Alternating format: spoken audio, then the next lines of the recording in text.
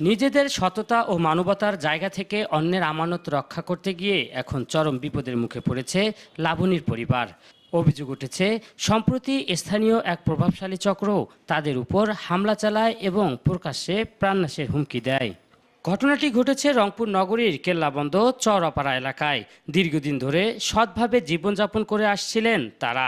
সম্প্রতি এক প্রতিবেশী কিছু মূল্যবান জিনিস তাদের কাছে অর্পণ করেন, তারপর থেকেই যেন কাল হয়ে যায় লাবণীর। অভিযোগ উঠেছে আধিপত্য বিস্তার করতে গিয়ে পরিবারের সদস্যরা প্রায় লাবণীর ওপর হামলা চালায়, এতে বেশ কয়েকজন আহত হন।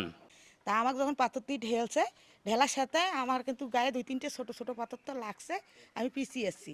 তারপরে ওই পকেট থেকে একটা চাকু বের করছে, চাকু বের করে সাদা ডেরা ছিল, চাকুটাও বেশি লম্বা হবে না, বার করে আমাকে বলছিস তোকে আমি খুন করে ফেলবো, তোকে আমি খুন করে ফেলবো, তুই আমাদের পেছনে লাগিয়ে থাকিস, তোকে আমি খুন করে ফেলবো। যখন এইরকম 2বার করছে আমি পিছিয়ে এসেছি, আর 3য়বারের বেলা আমার ছেলে আসিয়ে ধরে ফেলছে চাকুটে ধরে ফেলছে যখন, তখন ওর সাথে হস্তে হস্তে ওর গায়ে আঘাত করেন এই চাকু দিয়ে। ইতিমধ্যে ওর বাবা মা ভাই বোন বেড়ে আসিয়ে ও টানা হাঁচড়া শুরু করছে, নিয়ে যাবে। মারুককে ওই 2-3টে ঘুষি মারছে আমার ছেলেকে।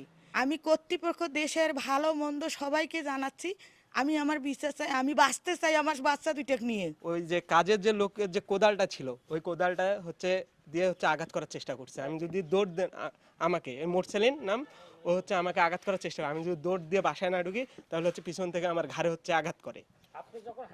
কাজে হোক, স্কুলে হোক, কলেজে হোক, আমাকে যাইতে হবে। এই কারণে আমার দেশবাসীর কাছে অনুরোধ যে এই রকম সন্ত্রাসদের হাত থেকে আমাকে রক্ষা করার কারণে। আমি দাঁড়িয়ে দেখতেছি যে আমার ছেলে ওরা চাপাতি দিয়ে ইয়ে করতেছে, আবার ট্রেড করতেছে যে আমরা প্রসাব করলে ওরা ভাসি যাবে, আমরা দেখি নেব ও কলেজে কিভাবে যায়, ওই স্কুলে কিভাবে যায়।